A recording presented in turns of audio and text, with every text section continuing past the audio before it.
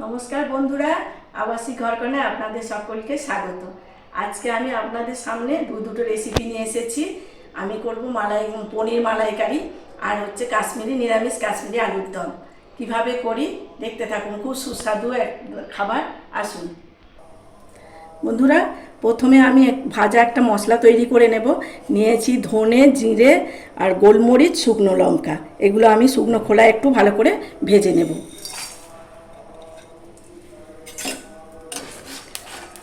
মশলাটা ভাজা হয়ে গেছে, আমি এখন নামিয়ে নেব। নিয়ে আমি এটা মিক্সিতে গুঁড়ো করে নেব।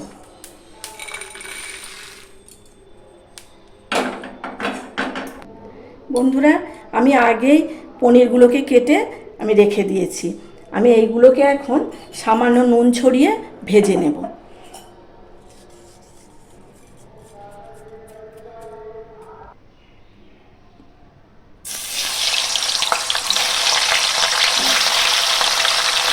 পনিরগুলোকে হালকা করে ভেজে নেব আমি।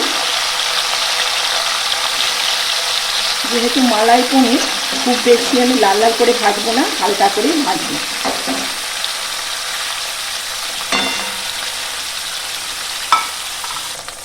পনির লাল লাল করে ভাজা হয়ে গেছে, আলুগুলোকে তুলে নেব।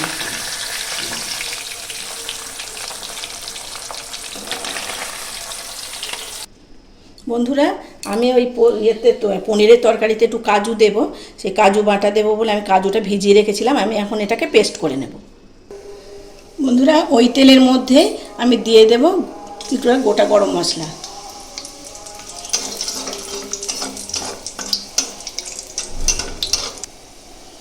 দিয়ে দেবো 1 চামচ আদা বাটা,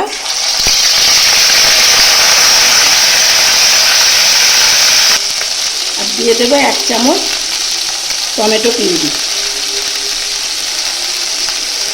এগুলোকে ভালো করে একটু ভেজে নেব।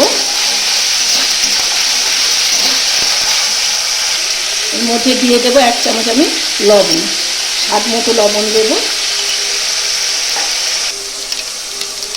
আমি দিয়ে দেবো এর মধ্যে ওই 1.5 চামচ 2 চামচের মতো দই। দইটাকে দিয়ে ভালো করে আমি হালকা করে নাড়তে থাকবো। তাহলে দইটা বেশি আঁচে দেবেন না, হালকা করে আঁচ দেবেন। আমি যে কাজুটা পেস্ট করেছিলাম সেটা থেকে আমি 2-2.5 চামচের মতো আমি এতে দিয়ে দেব।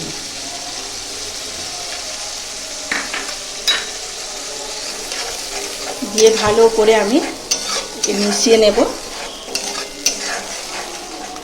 বন্ধুরা, এর মধ্যে দিয়ে দেবো আমি কিছুটা কাঁচা লঙ্কা কুচি।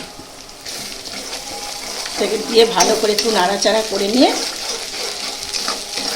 আমি এর মধ্যে দিয়ে দেব, আমি যেহেতু আমি করেছি যে শাহি পনির করছি, মালাই শাহি পনির, সেজন্য আমি এর মধ্যে নারকেল দুধ দিয়ে দেব। যেহেতু মালাই শাহি পনির করছি আমি, সেই জন্য এতে আমি দিয়ে দিচ্ছি নারকেল দুধ। আপনারা একবার এই মালাইকারি যে করবেন সেটা হচ্ছে নারকেল দুধ দিয়ে ভালো করে করবেন, দেখবেন এর স্বাদটা কেমন লাগে, দারুণ লাগে। গ্রেভি ফুটে গেছে, এখন আমি পনিরগুলোকে সব দিয়ে দেব।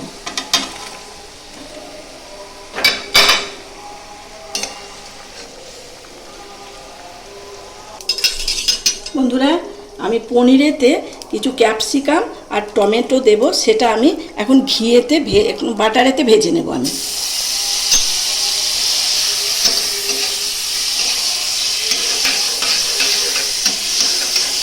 আমি বাটারের মধ্যে ক্যাপসিকাম আর টমেটোগুলো ভালো করে ভেজে নেব।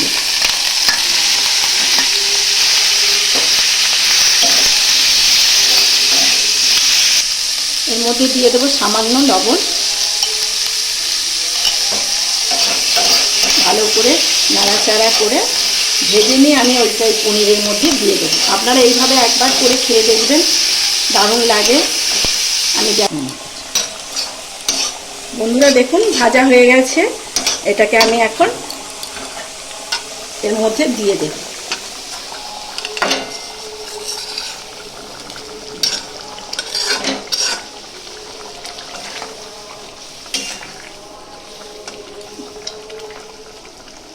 বন্ধুরা, এর মধ্যে আমি দিয়ে দেব সামান্য করে চিনি,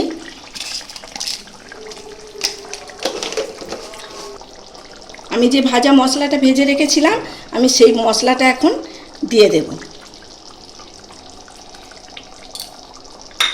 আর দিয়ে দেব আমি সামান্য করে কসুরি মেথি। ব্যাস তৈরি হয়ে গেল মালাই শাহী পনির। আমি নামিয়ে দেখাচ্ছি আপনাদের।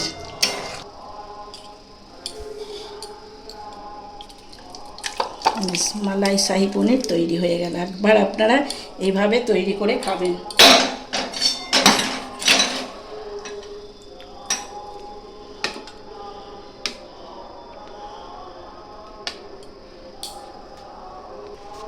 বন্ধুরা, আমি নিরামিষ কাশ্মীরি আলুর দম তৈরি করব বলেছি, তার জন্য আমি বসিয়ে নিয়েছি একটা কড়া। এখন এর মধ্যে তেল দিয়ে দেব।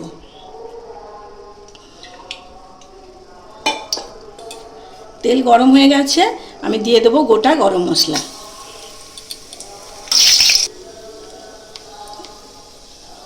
দিয়ে দেবো 1 চামচ, 1 চামচ আদা বাটা দিয়ে দিলাম। দিয়ে দেবো কিছুটা টমেটো পিউরি, দিয়ে দেবো পরিমাণ মতো লবণ।